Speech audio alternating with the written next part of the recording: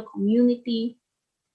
The nostalgic language used in the school's tributes and memorials are layered with positive rememberings of the colonial indigenous encounter. While the missionary as hero is typically the stuff of colonial historiography, many of those who remember do find personal meaning and fulfillment in the missionary encounter. To be sure, writes Lorkin, colonial nostalgia can incorporate colonial myths, but it is a collective sentiment that remains grounded in personal or familial experience in a way that myth does not. In the commemorative practices of the school, historic tensions along indigenous Christian lines is de-emphasized and made ambiguous. Benito Longdayan exhorts his classmates in a graduation speech delivered in 1932, and I quote, "Let us forget the fighting and ill will among our ancestors. The formation of the community is remembered to have involved more unity than division."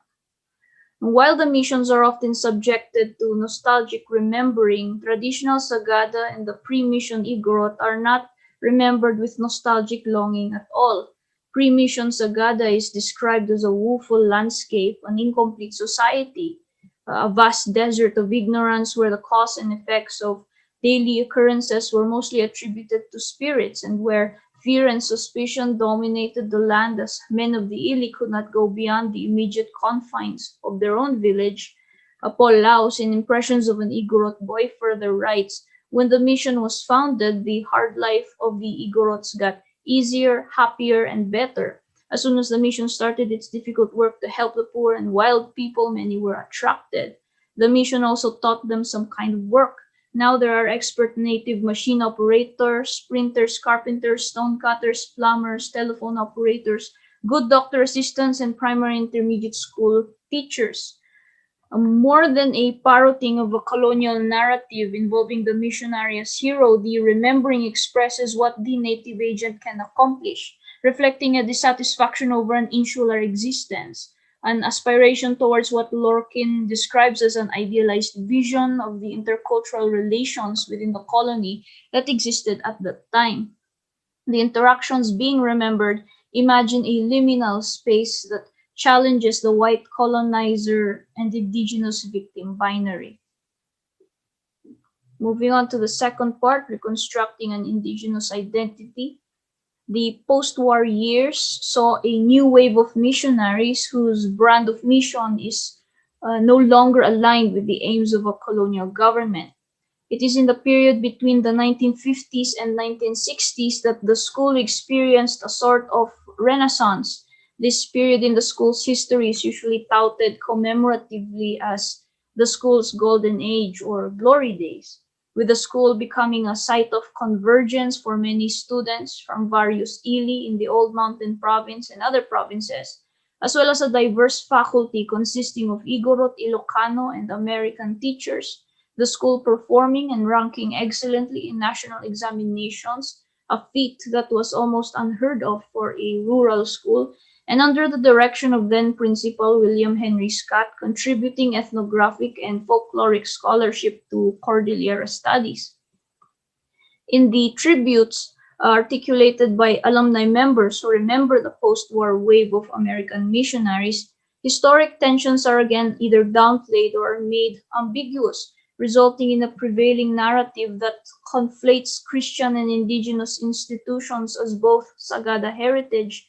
It is a remembering that constructs an identity of a mission school that is not necessarily anathema to the indigenous institutions of the community. As expressed in one tribute, SMS nurtured our Christian upbringing, yet also allowed us to be proud of our cultural beginning. We embraced the concept of Lawa and Kasiyana in both beliefs. While we learned about Christianity, we also broadened our knowledge of the village's pagan rituals and beliefs.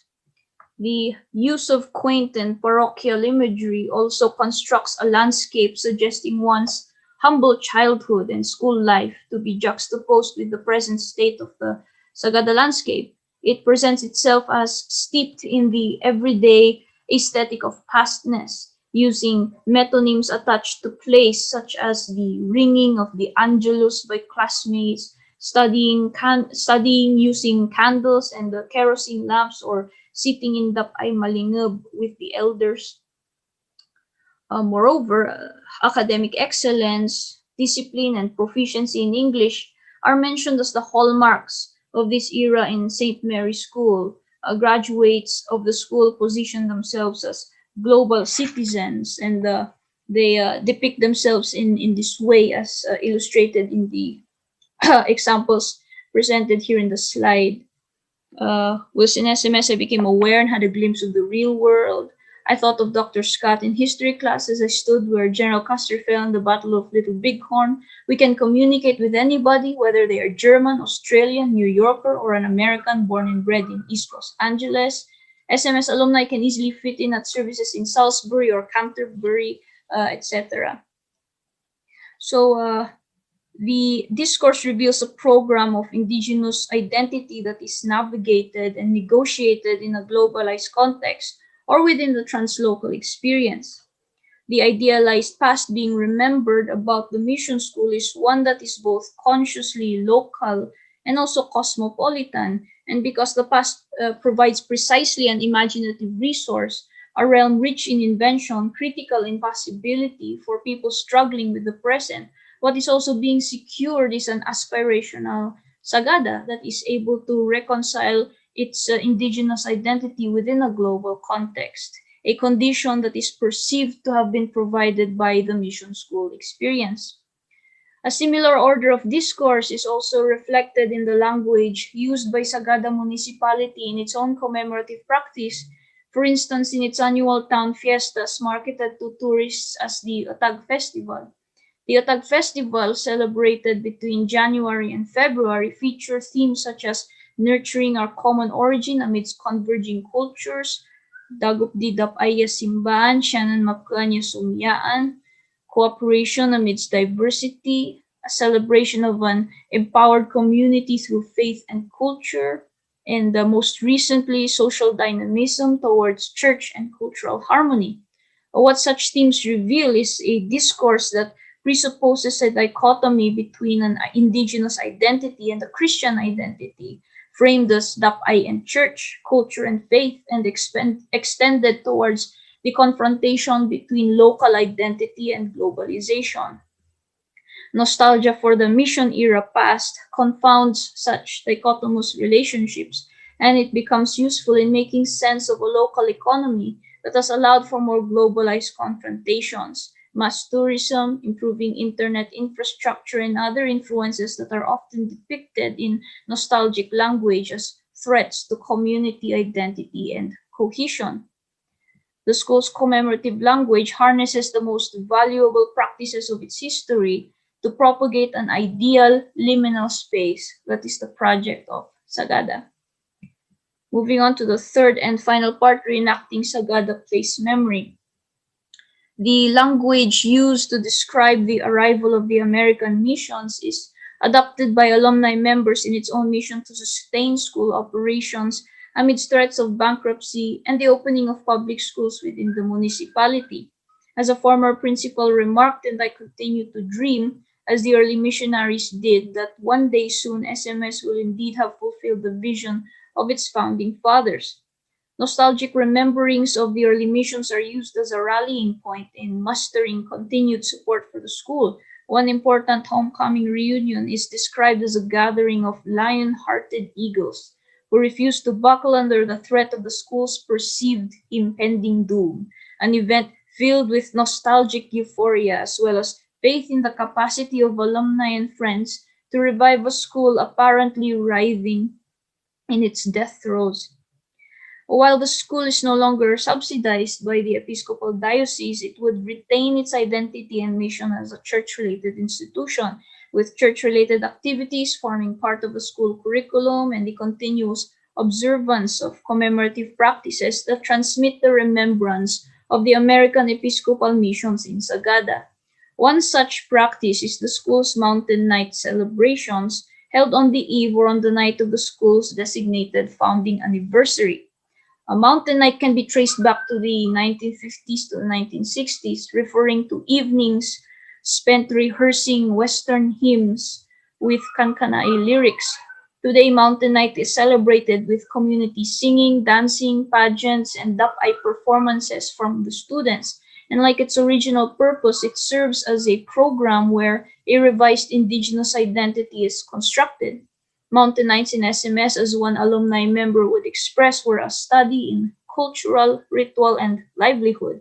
These are often manifested in the cultural performances from the four dap-ay of the school, namely Bilig, Lusban, Malingab, and Matoba, named after the major existing dap-ay of Central Sagada. The dap-ay performances incorporate metonyms of an imagined Sagada landscape, and among these metonyms are material culture suggesting traditional preoccupations before mission and industry. Later in the performances, new metonyms are introduced. The Holy Bible, or a figure in clerical robes, suggesting the arrival of the missions. The missionary figure momentarily disrupts the cultural landscape reenacted in the dap-ay performances, but after a negotiation of some sort, in the form of dialogue with the squatted elders or the receiving of the Holy Communion, cultural life persists in some modified or hybrid capacity, expressed in the role play of a mission schoolboy navigating through village life, a more explicit exhortation delivered through Dayeng, or by extension, wedding festivities between Igorot and non-Igorot.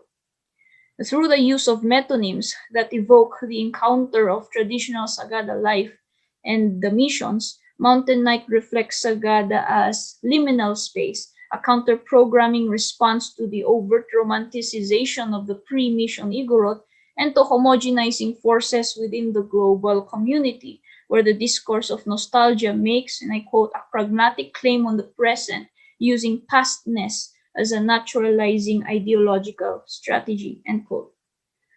Because these commemorative practices are ingrained in the school curriculum, St. Mary's School actively positions itself as a symbolic site where negotiations of the colonial indigenous encounter take place.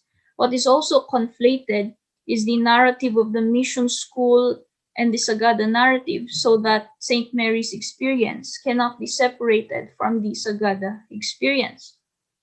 To conclude, the commemorative practices of educational institutions reaffirm that institutions' values and relevance in time and place. In St. Mary's School, commemorative practices layered with nostalgic language imagine Mission Era Sagada as a conference of identities that narrate not only the institution but a place memory of Sagada that is both indigenous and Christian, traditional and globalized. A dialectical relationship emerges in how the nostalgic discourse of St. Mary's School actively constructs Sagada as cultural capital, as well as a program of indigenous identity that is strategic and negotiating, and how in turn Sagada's present economic directions fuel the nostalgic impulse that characterizes the commemorative practices of the school. The paper ends here. Thank you very much for listening.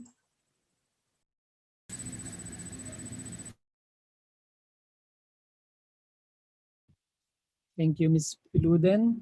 Again, welcome all to Panel 8, Memory, Tourism, and Indigenous Peoples. Our next speaker is Dr. Charita Arcangel de los Reyes, a professor of history at the UP Baguio and currently the director for student affairs at the same university. Dr. de los Reyes finished AB Political Science in 1989, magna cum laude, and an MA in Education, major in Administration and Supervision in 2001, cum laude, both at St. Louis University, Baguio City. Her other MA and her PhD, both in history, were obtained from the UP Diliman in 2004 and 2014, respectively. She has been twice a recipient of a Fulbright grant from the Philippine American Education Foundation Fulbright Commission in the Philippines. Her research interests include the history of education, institutional history, local history of Baguio specifically, urban history, gender and women history, social and cultural history, and colonial history. Please welcome, ladies and gentlemen, Dr. De Los Reyes to present her paper titled Popularizing a 20th Century Mountain Resort in Northern Philippines, Baguio City in a Metaphorical Language.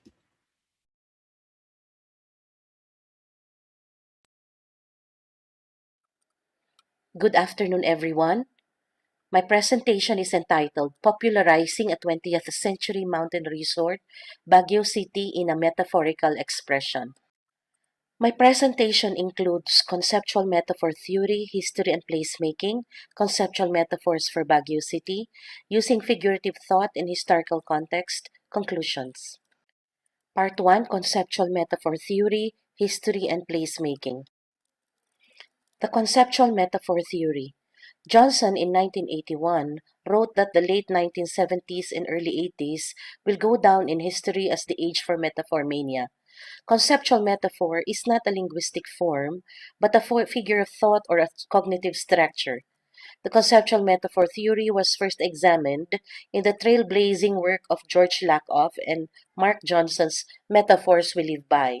Both were considered to be the architects of the conceptual metaphor research because they introduced a cognitivist turn to metaphorical study. The main features of the conceptual metaphor theory include 1. Metaphors are all-pervasive. 2. Systematic mappings between two conceptual domains. 3. From concrete domain to abstract domain. 4. Metaphors primarily occur in thought. 5. Conceptual metaphors are grounded. And 6. The provenance of source domain. Here is the conceptual framework of my study. To the left is the spatial context, which is Baguio City. At the bottom is the temporal context, which is 1903 onwards. And at the center is a Venn diagram, which shows us the source domain and the target domain. At the center, which links both, are metaphorical mappings. Now, an example of a metaphorical mapping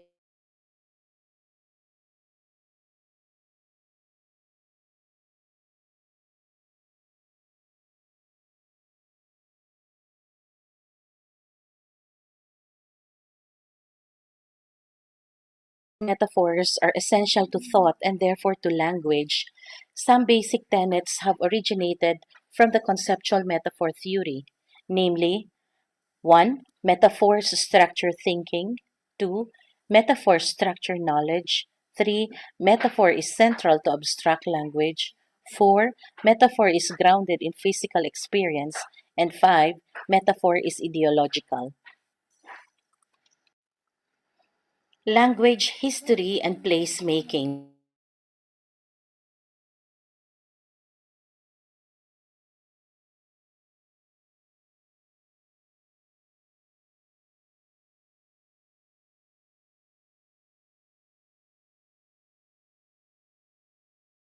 Historical language extracted from primary sources has proven what geographer Yi Fu Tuan writes as the power of language in the creation of place.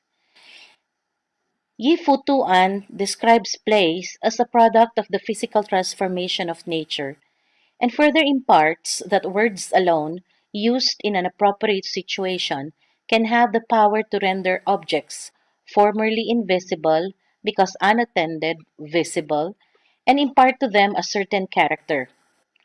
Crowley privileges the use of metaphorical language in helping to construct historical formations such as nations, classes, genders, and races. Leary, on the other hand, supports this view by adding that metaphor permeates all discourse, ordinary and special. The social and political reality is linguistically made. Metaphor, too, has a role in constructing, modifying, and framing a place in relation to the political meanings it is desired to attach to it. Yi Fu Tuan further writes that language is power in terms of its creative capability to make something into being, to render neutral meaningful, and to give or change characters for certain things. Language has the power to affix new label to old names and potentially wipe out the accumulated historical layers of meaning from memory and identity. European colonials used the power of metaphorical language to name, rename, replace, or sometimes adopt the indigenous place names in their colonized worlds. The power of naming place through linguistic expression is in proportion to both the duration of settlement history and the degree of domination, for instance, of the Americans over the indigenous Ibaloy. This undertaking dwells on how metaphors work in historical discourse, as it transcends space and time. The close interaction between language and meaning in history is further explained in Langer et al., who asserts that language is a primary means of access to the past, and the historian's primary means of expression. Langer maintains that language lives in people, and much historical evidence comes from records that people wrote using their languages. Yi-Fu Tuan reinforces this claim on the role of human speech in the creation of place. Metaphors thus serve as devices in conjuring imagery of place. The methodology that was employed in this study is textual analysis. It comprises three steps. The first one is data reduction or distillation, which refers to the identification of the smallest part of the units in historical texts, such as the snippets and vignettes of metaphorical expressions. Two would be data categorization, where collected data is classified according to their intrinsic similarities. Now, this stage describes the connection between the source domain and target domain, and the data interpretation, where the meaning of each data is directly presented when examining the relationship between the source and target domains. Part 2, Conceptual Metaphors for Baguio City. The forms of conceptual metaphors: 1. Nature metaphors, mechanistic, orientational, geographic mapping or landscape, mythic or fantastical metaphors, functional, physical or spatial metaphors, engine of growth metaphor, visual metaphors, and mixed metaphors. Nature metaphors are used to express people's understanding or interpretation of the world around them. Here are some examples: oasis in a sweltering tropical country, Baguio, the city of beauty and cool air, Baguio, the premier showplace of the islands because of its cool climate and picturesque location and environment. The climate in Baguio is very much like the Oregon climate. Baguio is also likened to the Adirondacks Mountains in New York and the Murray Bay in Canada. They have a very cool weather during the winter months and not excessively hot in the summer months. An all-year temperate climate in the very heart of the stifling tropic. The temperate beauty spot of the archipelago. Of Baguio, temperate climate in the tropics, mountain air and towering pines, a really clean city. The heavenly coolness, the sweet pine air, and the exquisite scenery give you new life after the years spent in the heat, glare, dust, and smells of the lowlands. And the lifeblood of a climate like ours again flows through my veins. The very air here is filled with champagne. That's according to journalist Carpenter. Baguio attracts visitors for many reasons, apart from the bracing climate, which is responsible for very romantic, misty mornings, lazy, foggy afternoons, and a proliferation of exotic semi-tropical plants. Baguio is an invigorating sports center. Baguio is known as the Pine City, the resort of pine trees and pine log fires, a region of pines and oaks, blessed by a perpetual temperate climate, the land of the pines, or the city of pines. Next are mechanistic metaphors, which have been defined as the assumption that nature is a sum of mechanical forces and parts in motion. Examples would be the only air-conditioned city in the Philippines, Asia's air-conditioned city. Orientational conceptual metaphor or the up-down metaphor pertain to concepts that are spatially related and interact with each other, such as the up-down, inside-out, front-back, in-out, on-off, deep-shallow, and center-periphery metaphors. Examples would be the junction of earth and clouds, a bit of heaven that fell on earth, a city above the clouds, cloud city, highland paradise, the journey upward and the return to the lowlands. Or it's a city among the clouds. It's known as the island in the sky, skyland of the Philippines, a city in the sky, Baguio, mountain city of the Philippine Islands, or a city on a hill. The next would be geographic mapping or landscape metaphors. Geographic metaphors refer to the notion that the theory of intelligence should provide a map of the mind, or map metaphors refer to verbal expressions of mapping aspirations which abound and took on almost poetic form. An example would be Baguio is not a place but a collection of places separated by pine-clad hills and lovely valleys. And because the Americans thought that Baguio was a home away from home, then they would name Baguio as Asia's Little America or an American city. Baguio is a Switzerland in the heart of the tropics. In Baguio, summer capital of the Philippines, on the roof of the world, how Uncle Sam has created a Switzerland. It's also known as Little Switzerland or a man-made Switzerland in the heart of the torrid zone. Simla of the Philippines or Philippine Simla, the second Simla, or Baguio will perform the same functions as a summer capital in the Philippines that Simla does in India. It's known as the Mecca of the Philippines, the health Mecca, or with Pacific tourist travel resumed, Baguio, summer capital of the Philippines, will again become the Mecca of the Americans. Landscape metaphors, for instance, Baguio is a residential park, a garden city, a city of parks, Philippine Garden of the Gods. It is a vast landscape garden designed by the creator and improved by man's efforts. Many world tourists who are competent to judge have pronounced it one of the most beautiful spots on earth. Stimulated by fantasy narratives and dreamscapes, fantastical or mythic metaphors refer to mental images or representation related to fantasy, myth, and dreams of pioneer travelers, adventurers, explorers, prospectors, settlers, and tourists in Baguio. Mythic or fantastical metaphors. Examples: Shangri-La did exist, tourists Eden, Philippine Wonderland, the enchanting wonderland of the Orient. Baguio is a wonder spot in the Orient, one of the world's show places with nature staging the show. Baguio is an immaculate summer resort, scenery, cool air, a resident colony of splendid people, outdoor pleasure, and indoor gaiety. Baguio, the fairyland of the Philippines.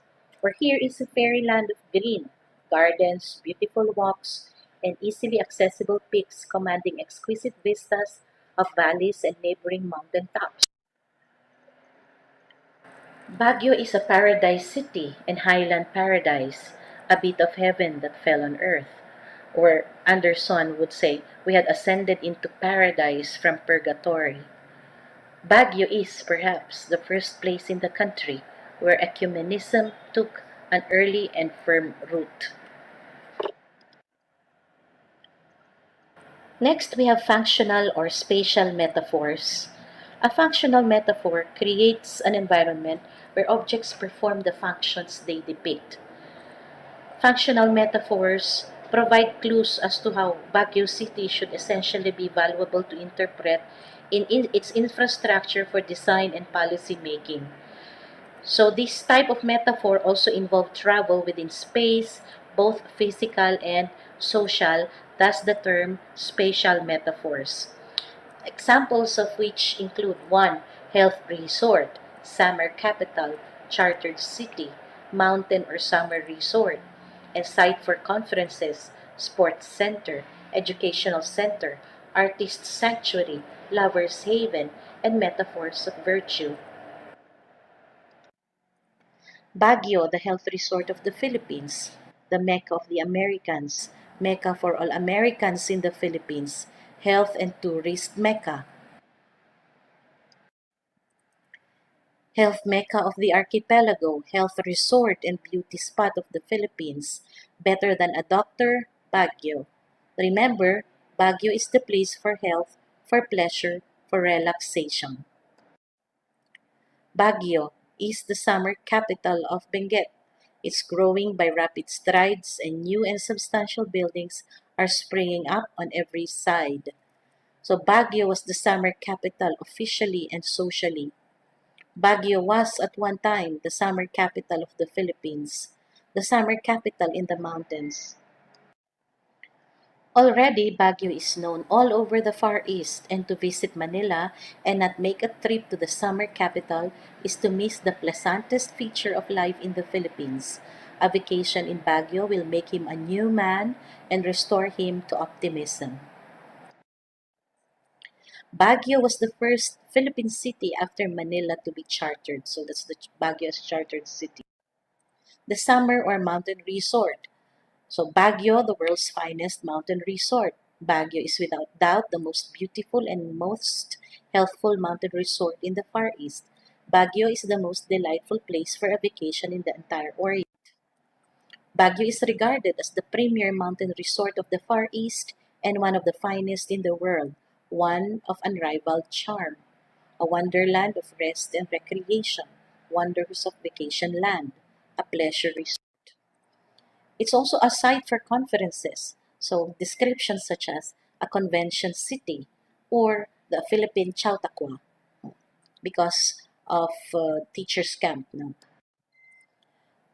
Baguio Sports Center, so we have the playground and health resort of the Philippines, sport and health resort, Baguio Sports Center and mountain resort, Baguio the playground of the nation, playground of the Orient, the city sports mecca. Baguio's Educational Center, so words such as Citadel of Learning, a haven for the researcher and the thinker, Educational Center of Northern Luzon, the Educational Center of the North, or Prime Educational Center north of Manila, University Town, a home to a number of major higher education hubs, or the center of tertiary institution in the region. Artist sanctuary and cultural oasis. So we have a multi-ethnic city, a writer's haven, a hotspot for the arts, an artist's haven, home to hundreds of art spaces and galleries, a refuge for cinema's arts, a refuge among artists, a vibrant city, a creative city. A haven for lovers, such as a honeymooner's paradise, lover's lair, honeymoon capital, gold capital, and playground of the Orient, burnt out hearts. Now, if you can see the picture here, that's President Emilio Aguinaldo, who was 61 years old when they had a honeymoon with a very young 49 years old wife, Maria Agoncillo. So we also have metaphors of virtue, such as the character city, to describe Baguio.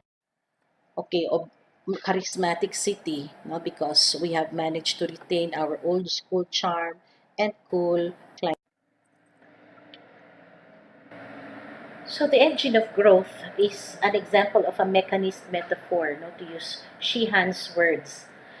So, in the context of this study, it is a phrase that is occasionally used to define the role that something, such as tourism, investment, or the vegetable industry, may have played to produce a desirable result, such as the proliferation of a thriving local economy. So, examples of these include Baguio as investment mecca of the Cordillera, a center for market gardening, a western mining town, a city of eternal spring, season in bloom, metropolis of the mountain province, Baguio, gateway to Wonderland, gateway city to the Cordilleras, Cordillera Gateway, and a gateway to the wonders of northern Luzon, the gateway to the enchanting wonderland of the mountain province, the center of business, tourism, and education in northern Luzon. the only city in the Philippines with the most public parks and pocket gardens with unique plant and flower varieties found nowhere else. Baguio, as Northern Luzon's leading dairy center, it's the regional capital, tourism city, a heritage and historic city. We have the next, the visual metaphor, pictorial metaphor, or analogical juxtaposition. This refers to the representation of a person, place, thing, or idea by means of a visual image that suggests a particular association or point of similarity. So, in some of these advertisements by the Manila Railroad Company, we can see in its ad the following lines: Visit Baguio, the resort of the Philippines, pine trees and pine log fires. Visit Baguio, the great health and pleasure resort of the Philippines. Summer again, then go to Baguio. Baguio as the best summer resort in the Orient is already an accepted fact. Then we have metaphors of unpleasantness such as Baguio as the earthquake zone or Baguio air is among the dirtiest in the country. Mixed metaphors such as high up in the mountains, the summer capital of the islands is a perfect gem of beauty, or honeymoon capital, gold capital, and playground of the. Part 3, using figurative thought in historical context. Friel in 1981 argues that it is not the literal past, the facts of history that shape us, but images of the past embodied in language. Underhill continues to say that language allows us to assimilate the world into consciousness, but our world will always be given to us in the form of a representation, a model, rather than a graspable reality which can be mastered. This representation is in the form of words, of conceptual metaphors, which could be better understood if situated in its historical contexts. Contextual factors are important in understanding the meaning making behind conceptual metaphors. Our world is comprised of people, the physical environment, the social aspects of the setting in which they act, and the larger cultural context. Also, locating these at different points in time or the temporal context is rather imperative. The physical environment embraces a specific geography, landscape, fauna and flora, dwellings, other people, and the like that speakers of a language or variety interact with on a continual basis. The Americans, living in a certain kind of natural and physical environment, when moved to a new and very different natural and physical environment, will always find some association with the original environment and transplant an almost similar representation in the new habitat. In this instance, Baguio City has been likened to the Adirondack Mountains in New York, the Murray Bay weather in Canada, the Simla of the British Raj in India, or the Switzerland in the tropics. Social factors play a role in influencing the general metaphorical patterns of society. An example of these in metaphorical expression is the distinction between men and women in different societies. Annette Kalodny points out that men thought of the frontier as a virgin land to be taken, whereas women thought of it as a garden to be cultivated. In terms of cultural context, this meant the exclusive and relevant concepts and values that describe specific subcultures with the prevailing principles of a particular culture or subculture. Baguio's description as the playground of the Orient is indicative of the game conceptual metaphor that permeates American culture. Labeling Baguio as creative city resonates from the recognition of the UNESCO of the ethnic arts that abound this culture zone, such as the weaving, sculpture, tattooing, and handicrafts tradition. Part 4, Conclusion. Langer, Davis, and Van den Busch in 2012 puts that terms are historical constructions, and language itself is always represented in metaphors.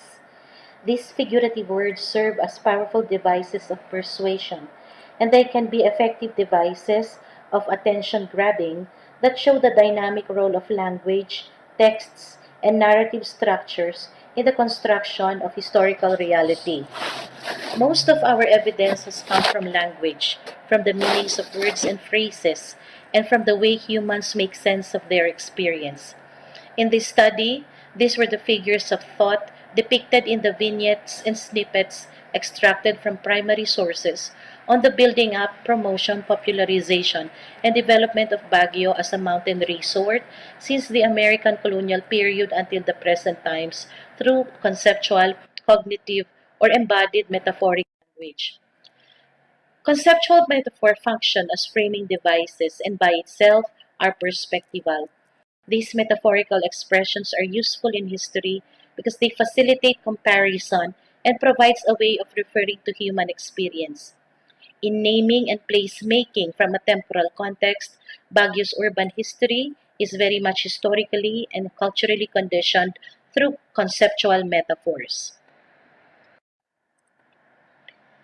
The concepts have started to lead their own life and have almost become tourism imaginaries in their own right, socially transmitted representational assemblages that are used as meaning making and world shaping devices in Baguio's urban history and beyond.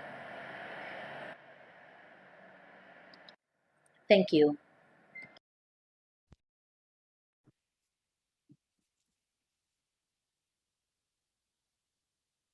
Okay, salamat po, Dr. De Los Reyes.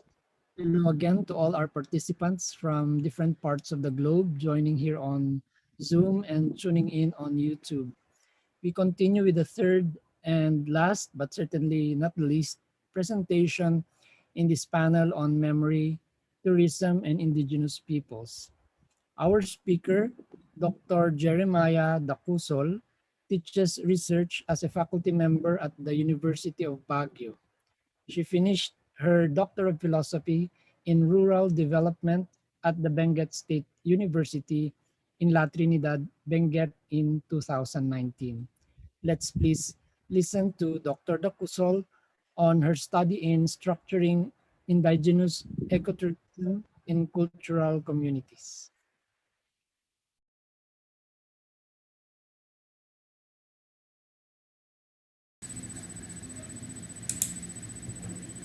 Hello everyone, I am Jeremiah K. Dacusol and I will be presenting a study entitled Structuring Indigenous Ecotourism in Rural Communities. Tourism is considered as one of the world's largest growing industry globally. As such, it can both have positive and negative impact to the environment, to the local community, and to the local people as well. Inappropriate tourism development can lead to loss of culture, loss of habitat, destruction of the environment and natural resources, and it can even lead to waste and pollution. On the other hand, responsible tourism development can generate awareness and understanding that can also lead to preservation of the natural environment, protection of biodiversity, and it can even generate income for host communities and local people as well. With its perceived potential, most developing countries and developed countries as well considers ecotourism as an effective tool for sustainable development.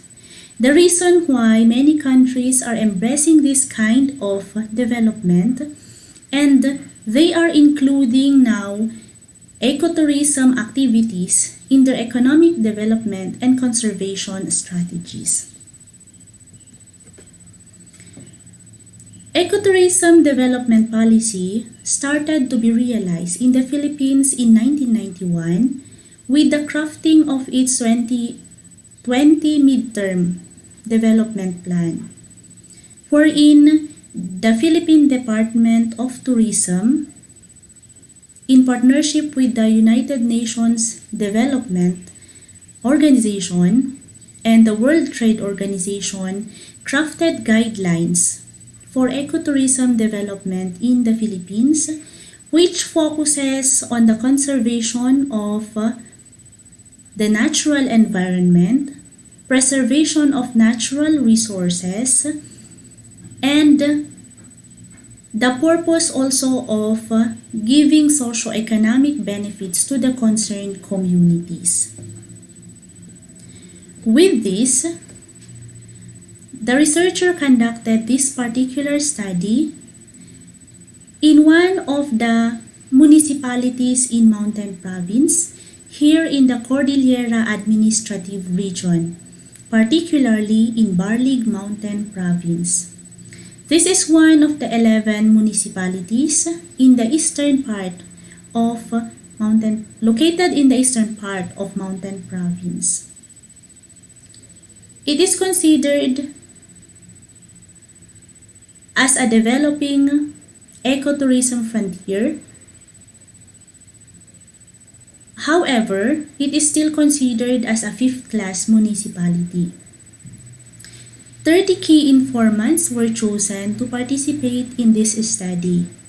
4 of them represents the municipal local government unit, which includes the municipal mayor during that time, the head of the municipal tourism office, the chairman of tourism development in the Sangguniang Bayan, and the head of the municipal agriculture office.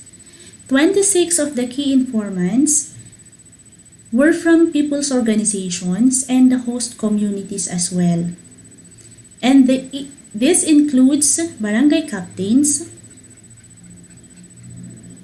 youth representatives, owners and managers of restaurants, inns, or tourist homestays, elders of the community,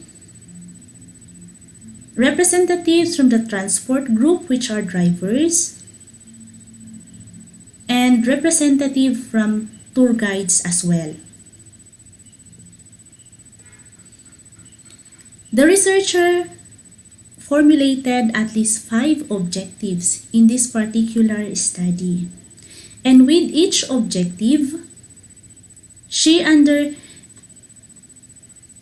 included social, technological, environmental, economic, and political aspect, which were used as her guidelines in formulating her key interview guide questions to the key informants. So the first objective is that the researcher wanted to identify the activities undertaken by the municipal and barangay local government unit in terms of ecotourism development in Barlig as to the 5 areas that were mentioned. The second objective is that the researcher wanted to explore the initiatives that were undertaken also by the host communities in terms of ecotourism development in the area as to social, technological, environmental, economic, and political aspect. The third objective was that the researcher wanted to assess the challenges that were encountered both by the municipal or barangay local government unit and the host communities along ecotourism development as to the 5 areas. The fourth objective is that the researcher wanted to determine the preferences of tourists, whether they are international, national, or local, as perceived by the local people.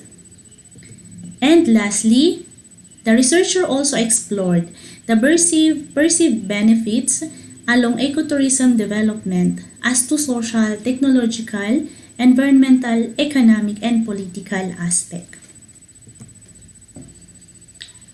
With the use of exploratory, qualitative design, and thematic analysis, accompanied by focus group discussions and one-on-one interview, the following findings were revealed in this particular study. So when it comes to ecotourism activities, there are such activities conducted by the municipal local government unit and the barangay local government unit from the social aspect, which includes basic life support trainings, technological, which includes the construction of a satellite transmitter. So this is in partnership of the local government unit and Globe Telecommunications Company. As to environmental, there are cleanup drives conducted by MLGU and BLGU. There are livelihood projects that sustain the economic aspect. This is in partnership with TESDA, Department of Trade and Industry, Department of Tourism, and Department of Labor and Employment as well. As for the political aspect, well, the MLGU and BLGU imposes the guidelines of Republic Act 9003, which is the Solid Waste Management Act of the Philippines. When it comes to the initiatives of host communities, there are now limited, as revealed by the responses of the key informants, especially when it comes to environment and political activities. So, almost all the key informants revealed that they are not aware of such, or they do not have such initiative actually. As to the challenges, it was revealed that there are many and various challenges when it comes to ecotourism development in Barlig Mountain Province, such that the following were revealed by the key informants. So there is the absence of evaluation tools. Thus, there is no clear feedback regarding tour guide services, accommodations, and tourist satisfaction as well. Another big challenge for the municipality is that the absence of municipal tourism website. So it was revealed by the key informants that most of the tourists who visits the municipality knows such tourist spots because of referral of some of their friends or through the word of mouth. As to the livelihood projects that were conducted or established, there is no sustainability actually, such that those projects ends up immediately after being turned over to the People's Organization by TESDA, by DTI, or Department of Tourism. Even if there is the implementation of Solid Waste Management Act, it was revealed by the key informants that most of the tourist spots are not monitored properly, such that there are still huge amount of garbages that are left behind not only by tourists but by local people also who visits these tourist spots. As to the preferences of tourists, this was gathered based on the ideas and perceptions of the community members. Why? Initially, the researcher wanted to gain first-hand information regarding preferences of tourists by interviewing at least some tourists who visits the municipality. However, data gathering took place from December 2018 until April 2019. If we can still remember, October 2018 was the time when Typhoon Rosita devastated and damaged the eastern part of Mountain Province. That's why during the time that the researcher was gathering data, it was also a time when the municipality have experienced this destruction of tourist spots. Farm to market roads were even damaged during that time, and even some of the tourist spots that were destroyed during Typhoon Rosita were completely damaged such that they are not restored even up to the present. So during that time, it was considered that the municipality was still closed for tourist visitation because of that kind of situation. That is why the researcher was not able to gain first-hand information from tourists. Luckily, during the focus group discussion and key informants interview, these preferences of tourists were already included in the responses of the key informants as they were telling their experiences, as they were sharing their ideas and opinions. The reason that the researcher was able to document some of the preferences of tourists as perceived by the community members. As to the perceived outcomes of ecotourism, there are limited perceived outcomes as revealed by the key informants. However, it is still striking to know that at least they are aware on some positive and negative outcomes if ecotourism will be developed properly or inappropriately. So as to the social aspect, they were able to reveal such perceived outcomes, both on positive and the negative side. As for technological, they just perceived the construction of souvenir shops since there is no building that is considered as a pasalubong center in the municipality. Most of the people who are engaged in innovation and souvenir making are private individuals. They also perceived the increase of infrastructure projects, especially farm-to-market road. As for economic, most of them look into employment or creation of job. As for environmental and political, they were able to reveal these limited responses as well. In conclusion, the researcher was able to assess that Barlig is blessed with various natural and man-made tourist spots.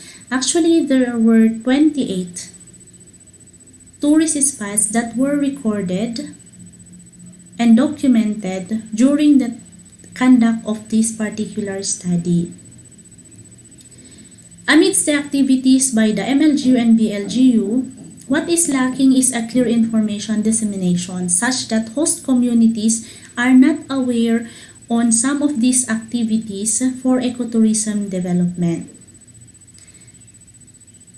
It was also revealed that there is a low political will among the host communities and the local people, such that they are mostly dependent to the municipal and barangay local government unit regarding their mandate on ecotourism development. That is why most of the locals do not yet fully understand and foresee the outcome of ecotourism development. As such, the researcher came up with this particular framework of her own in order to highlight the overall findings and what needs to be addressed for ecotourism development in this municipality. So when we say ecotourism development, it does not only lie on the role of the government. The government sector and the community should have a clear, transparent information dissemination or ecotourism advocacy in order for them to come up with a comprehensive investment plan that will incorporate the social, technological, environmental, economic, and political aspect. And included in this should be the best practices such as the culture and environment conservation practices of the people. If this is realized both by the government and the community, and they can come up with a comprehensive investment plan, they will clearly foresee the perceived positive outcomes of ecotourism development, such that it will now lead them to come up with clear guidelines in order to attain sustainable agro-ecotourism industry. Overall, we should also consider and always think that ecotourism development should always be culture-based, such that this kind of development should not sacrifice the culture of the people, especially the host communities. It should be inclusive because all people involved or all sectors that are involved should be included in the policy making. They might be from the government, the host communities, or people's organization. In order for them to participate properly in coming up with ecotourism development policies, such that at the end, ecotourism development plans and activities will be sustainable. With that, thank you everyone.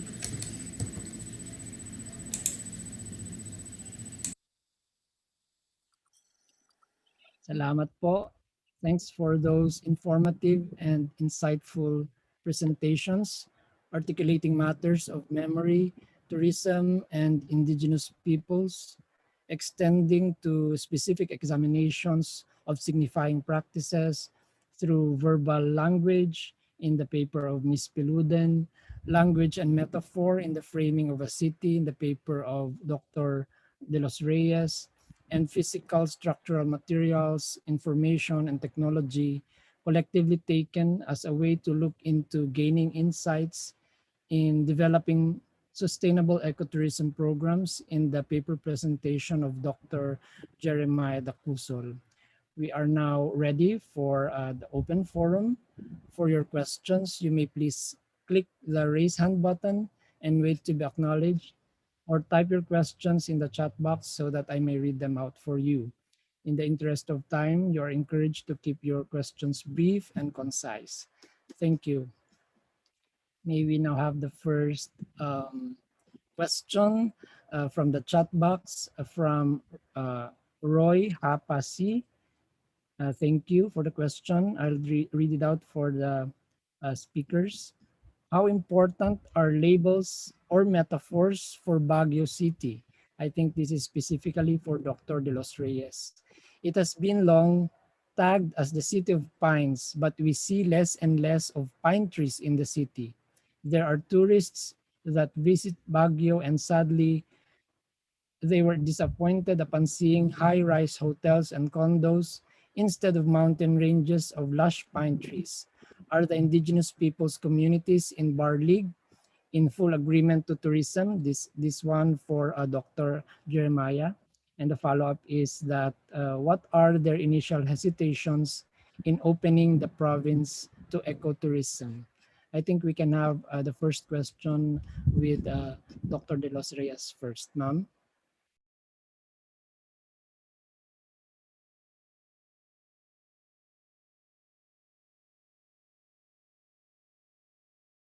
Ma'am Chat, you are on mute. I think I just have to turn off my video. It's not working well, no? Okay, yes. Well, thank you very much, Sir C, for your question. It's about the importance of language in promoting Baguio, the popularization of Baguio.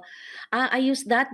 This particular study has been very interesting for me because first and foremost, when I was going through the archival primary sources, it said no that Baguio City stopped. Actually, if you see was no it past tense, stopped to be the summer capital in 1909. Particularly, even strictly speaking, 1913, when Harrison became the Governor General, and the Democratic bloc in the United States really want to stop any initiative to develop Baguio. They even saw Baguio as a white elephant project.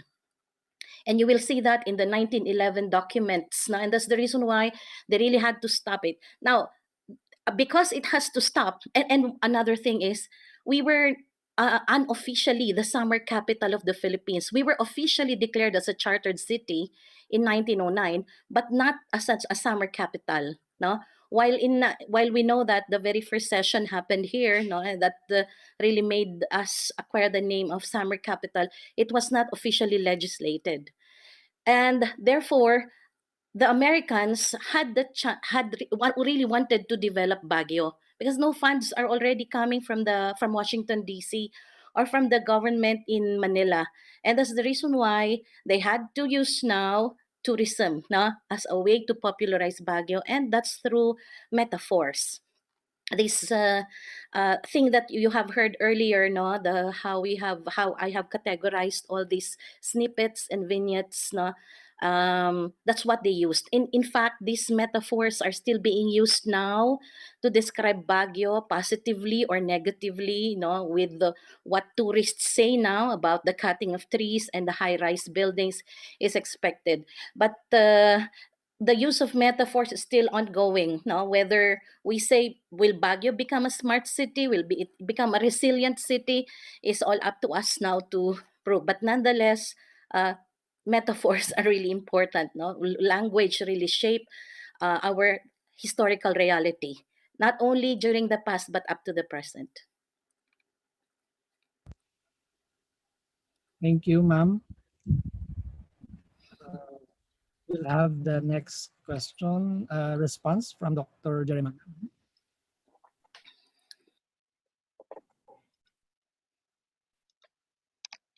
Wait. Hello po, good afternoon. Yes, sir. I'm currently reading my your questions. As to agreement to tourism, from the responses of the key informants,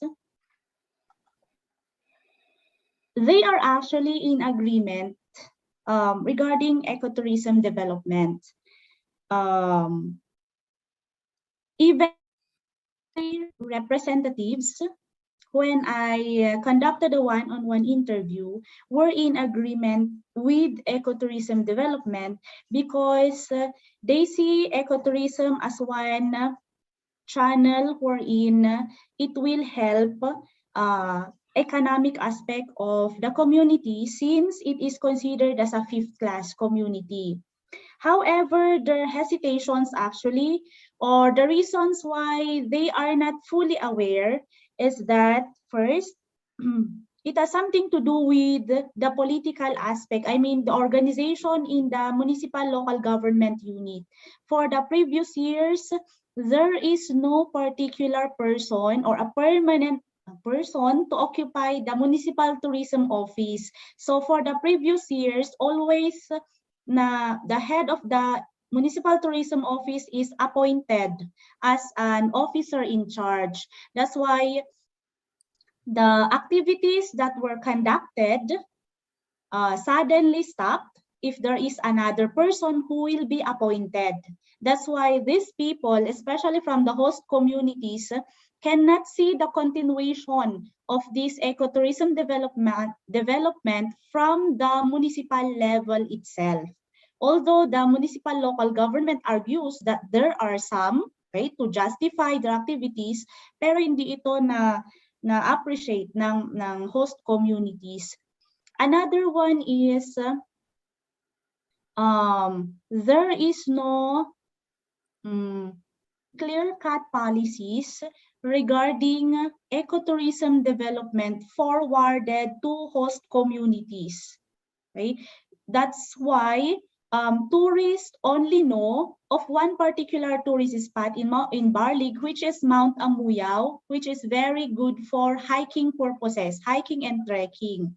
So it means when it comes to income, it is biased because only one barangay collect entrance fee and environmental fee, while the other barangays were not properly promoted actually because they also do not know how do they promote the tourist spots such as waterfalls, hot spring, hot springs, and the other eco parks that are present in the other barangays. So the problem here is that there is no really clear and transparent communication between these sectors in the community, MLGU and the host communities. But when it comes to being open to tourists, Barlig has been open to tourists. The reason that, may I just share this one? This is one experience for this is one experience from the community that inspired me to conduct this study. If we are aware of the South Korean who was lost in the mountains of the Cordillera, we were highlighted regarding that particular issue. We were highlighted in the national and even in the international news. Actually, it was in Barlig. The specific location was in Barlig. The reason that this particular Korean just entered the community and the people just accepted him, while in fact he was rejected in Sagada Mountain Province because he was not able to comply with tour guide policies. Okay, he just want to roam around Sagada without a tour guide, hindi siya pinayagan. But since Barlig was relaxed during that time, they accepted him even if he does not have a tour guide, he did not comply with the tourism policies, kaya nangyari yung incident na yon. So when I was actually conducting this study, lumabas yung issue na yon, and the host communities actually are aware na if we could only come up with these proper guidelines so as to help also our tourists who visit our community and to avoid those incidents in the future. Yun po. Thank you po. Thank you, ma'am. Are there any more questions? Or perhaps Ms. Piluden would like to respond also to the question and link to her paper?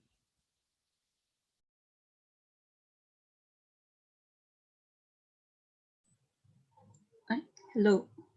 I think maybe just with regards to the first question directed to Professor De Los Reyes about the importance of metaphors or labels, maybe just a reiteration of what I've already presented in the paper. Much of what Sagada municipality uses in its marketing of the municipality in the Itag Festival finds it has there are parallelisms, there are re-echoes with the nostalgic language being used in the mission school and in the church, and that is the coming together, the dagup between Dapay and church. And while there are historic tensions, these are things that are downplayed and are not really mentioned. And so ayun, just the emphasis on that liminality, which I think is Sagada is known for, the ability to be enterprising, but at the same time still have their traditions intact. Salamat, LA. For all the panelists, this is a question from, I believe, Professor Vicky Diaz. What do you think are the measures to mitigate or prevent the effects of over-tourism, that is commodification of culture, solid waste management, etc.? Maybe go back to Professor De Los Reyes first, ma'am. I was just thinking if we could also follow what they did to Boracay, that they had to close it for months, no, in order to rehabilitate the city. Other than that, we also have to be very strict in implementing, no, what we have laws that were passed on by the government regarding environmental sanitation, pollution control, and the like. Well, the rehabilitation thing about Baguio City should also include here provision for, you know, the garbage, etc. Because tourism in the past has really aggravated our problem regarding garbage. No, and for a time, it has really been an eyesore for tourists. No, whenever they talk about Baguio, what they remember is pollution. What they remember is pollution equivalent to 2 packs of cigarette. No, all these things. That's why for a time we had a negative metaphor, no, used to describe Baguio, no, the dirtiest city in the Philippines. But other than that, I think you know, it's not just one or two agencies, no, that really have to work hand in hand, no, in order to effect changes, no, but it's really an overhauling of the entire system, rethink, no, what kind of tourism that we really want for the city. If we want to promote Baguio as a creative city, no, UNESCO gave us that label in 2017, so why not promote, no, those that are really that would really give emphasis to what is typically ours, what we can be proud of in the international community. So folk arts is there, no, we have our tattooing, weaving, no, etc. I think that we can capitalize on nowadays because of this pandemic. No, people became very they have developed the plant-demic culture. No, we see now how plants, no, fauna, no, and flora, sorry, has been developed. No, people, there's a proliferation of this, not as a source of income, and this is now, you know, another thing that tourists perhaps they come up to Baguio for this. But I think that well, for one, I have to agree that we really have to close Baguio for months to tourists. Thank you, Ma'am Chat. Before I call Dr. Jeremiah, I'm sorry, this is not a question from Professor Diaz. I'd like to recognize Miss Vicky. Thank you for the question. Dr. Jeremiah, your response, please.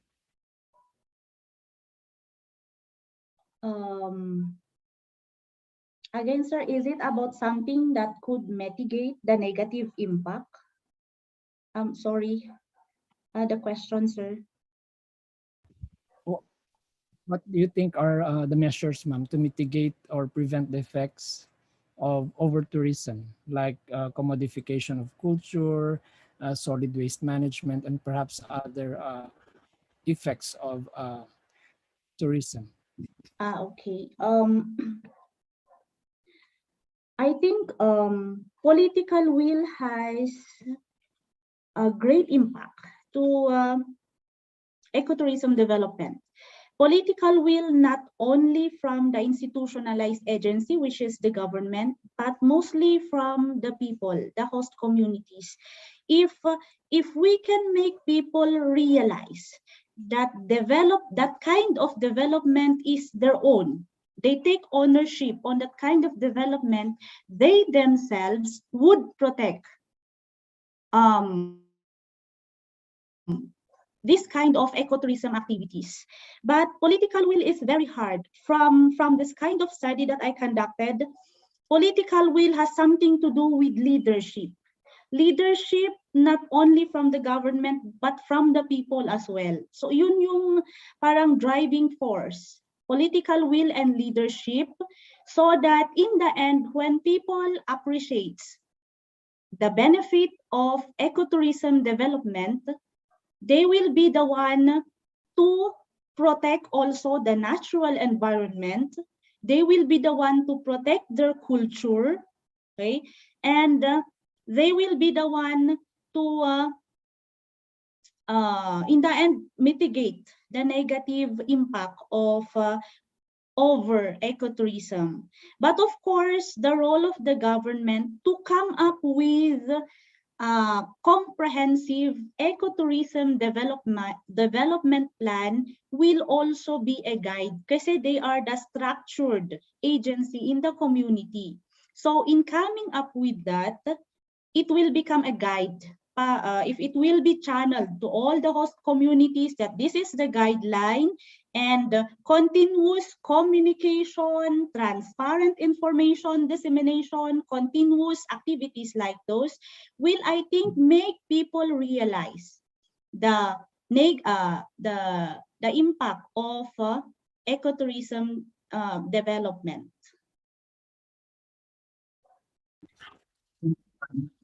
I think we have another question from Ms. Maridel Di Maculangan. Thank you for the question. Perhaps this will be our last questions with which our speakers can give their parting words.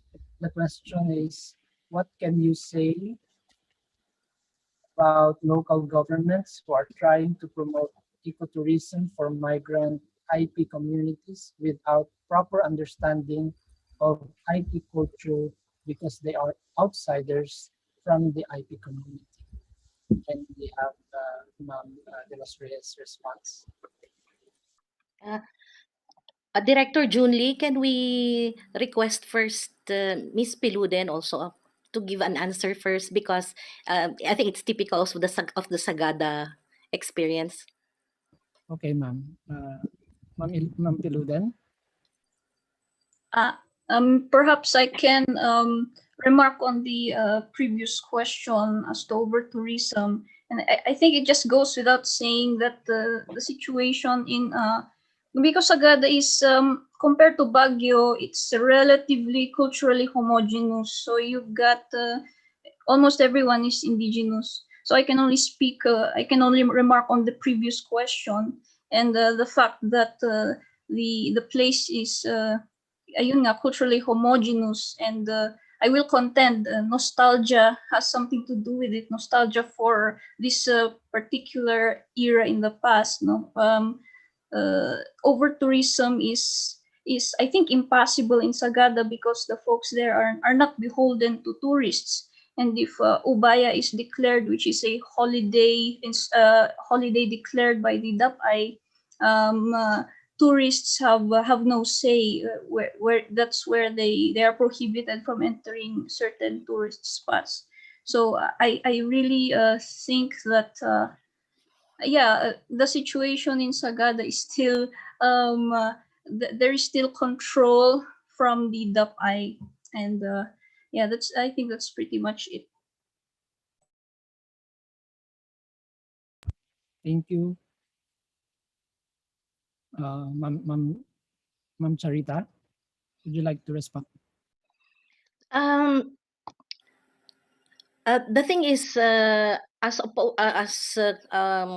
paradoxical, no, it's quite an opposite, no, of that of Sagada.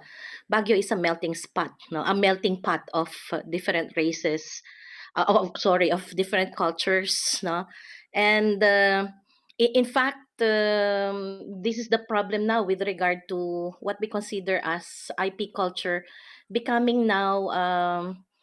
I mean, we're more peopled by Ilocanos and Pangasinenses now, more than the Ibaloys. No? So I guess there's a very crucial role in promoting culture through no, education. No? Even our Department of Tourism has been actively wanting to revive or to bring back what is really indigenous in culture. I remember Director Tan, Venus Tan, used to invite UP Baguio to talk about what is really nice in promoting the Cordillera region. For instance, why not talk about, let's say, food? Na? How do we bring back or introduce to them food in the region? No? So as you visit one province to the other, let's offer what's uniquely ours in the region. Now, in the case of this is in terms of how tourism is going now, no, going about in the city. I just don't know with the new director. I don't think we have a new director for tourism. I think an OIC, no, Gladys Vergara, no. So I think there are also initiatives, no, to revive, no, or to stimulate, I don't know if that's the right word, no, or to beef up, no, whatever we have missed, no, because of too much emphasis on globalization, the liberalization, etc., liberalization, etc. So I am still very hopeful, no, that initiatives are going, even in the DepEd, diba? You take a look at our use of the language. I hear students, no, sing in the indigenous songs, no. I just hope that they are interpreted for these students to be able to appreciate what they're singing. But there's collaborative effort, and I'm keeping my fingers crossed, no, that local culture is promoted and respected, no. In fact, I just came from the lecture of I think panel 3, no, and I appreciated how Dr. Canilao, no, Canilao's talk on recognition, and you talk about sustainability, which is cognizant not only of political, economic, no, environmental, but also of the cultural aspect, no, for us to be able to subsist in the next years to come. Thank you, ma'am. May we have Dr. Jeremiah Tapusol, please, ma'am? Okay. For me, local governments should be very careful in promoting ecotourism, especially to migrant IPs or our tourists, even if they are not international, okay, even if they are Filipinos. But I think one activity to be conducted is that, aside from collecting environmental fee, entrance fee, and tour guide fees, let tourists sit or be oriented first before they roam around the community. At least there should be a short orientation that would present to them what the community is all about, what are the people in that community, what are their culture, and how do they protect the environment, so that at one point, or these tourists would at least have an idea that will guide them how to deal with the people in the community, how to deal with the natural environment when they will be visiting these tourist spots, and how would they take part in the culture of the people. Usually in ecotourism development, what is primarily sacrificed is either culture or the natural environment. So dapat ito yung protektahan ng mga local governments. Of course, we do not select people to be tourists. Hindi naman pwede 'yon. But yun nga, local governments who opt to fully open their communities to migrant IP or non-members or to any kind of tourists should at least have these activities. Thank you. Thank you, ma'am. That has been a thought-provoking conversation with our speakers. On behalf of all our participants from Facebook, from YouTube, thank you to all our speakers. Yaman kami. To all our participants, thank you. I think we can now conclude this panel. Please join us again next week, July 12, in the next panel presentations and the second plenary talk. This is Junley Lazaga. Thank you again on behalf of the Cordillera Studies Center. Ingat po kayo. Thank you po, sir.